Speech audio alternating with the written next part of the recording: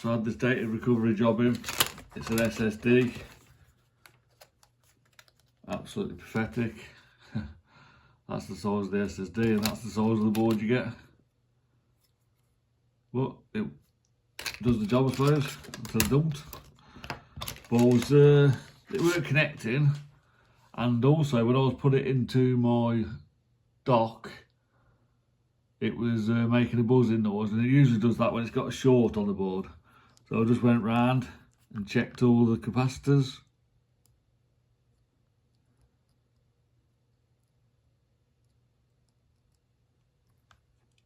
And then eventually, now I've already removed it from the board, but eventually I heard that sound.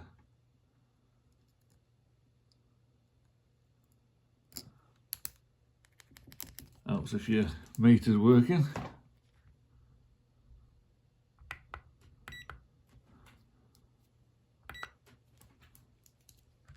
My cable's weren't properly.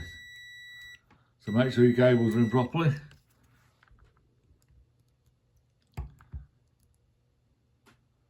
So I just went around checking everything I could that I knew was a capacitor, because those are the things that usually go wrong. Until eventually I heard that sound. I just scraped it off the board and it's working now. So I've now got access to this drive again. I could have probably plugged it in and looked for heat, or could have sprayed an air duster on it so it freezes the board and then seeing the heat, but I just decided to go through all the capacitors and just check to make sure they're all right. And most of them are, well, all of them are, except for the one that I removed.